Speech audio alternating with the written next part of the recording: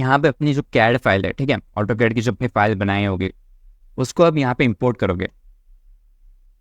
अब इंपोर्ट करने के लिए आप यहाँ पे फाइल में जा करके, ठीक है, इंपोर्ट करवा सकते हो यहाँ से। इंपोर्ट मर्ज रिप्लेस, ठीक है, या तो लिंक कर सकते हो। लिंक करोगे तो यहाँ पे जो DWG फाइल जो होगी, ठीक है, ऑटो कैड की करंट सीन में, वो यहाँ पे आ जाएगी। ठीक है, फिलहाल हम यहाँ पे इंपोर्ट करेंगे।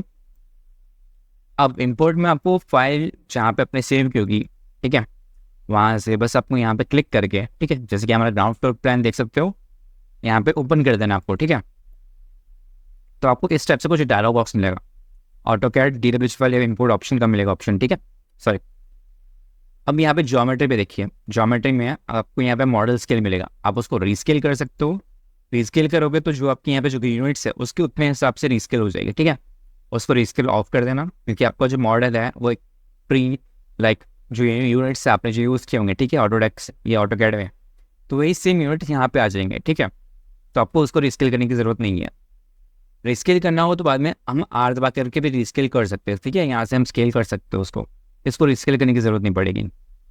ठीक है, उसी के साथ नीचे देखते हैं डिराइव। ठीक है, उसमें आप यहाँ पे लेयर्स, ब्लॉक्स, ये सारी चीज़ें रखना चाहते हो रख सकते हो। मोस्ट ऑफ टाइम ये स्प्लिट मटेरियल के साथ रहता है।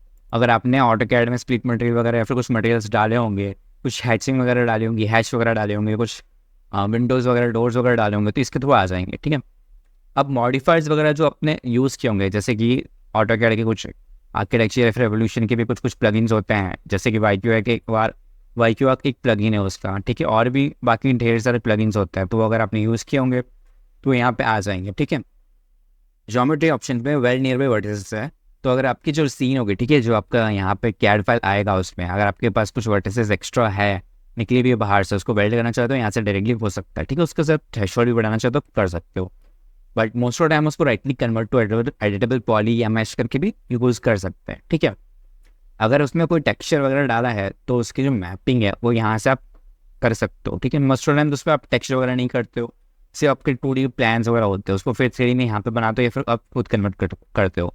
तो अगर आपको ऑटो कैड में भी आपने 3D प्लान या फिर वो एलिवेशन वगैरह बनाई, वो आप यहाँ पे इंपोर्ट करवा सकते हो। ठीक है, तो फिलहाल मैं यहाँ पे बाकी अगर आपको इंक्लूड उसमें हैचेस वगैरह डालनी है, पॉइंट्स डालने हैं, लाइट्स सनलाइट्स वगैरह कुछ यूज़ की तो कर सकते हो। ठीक है, तो मैं यहाँ पे ओके कर देता हूँ। बाकी दूसरे यहाँ पे लेयर्स चेक कर सकते हो, फ्रोजन लेयर्स कौन सी चाहिए कि नहीं चाहिए। ठीक है, स्प्लाइन रेंडरिंग एनेबल इन स्प्लाइन और रिपोर्ट वो हम बाद में करेंगे जब हम स्प्लाइन को एक्सट्रूड करेंगे। ठीक है, तो फिलहाल ज्योमेट्री में जाकर के ओके कर देते हैं।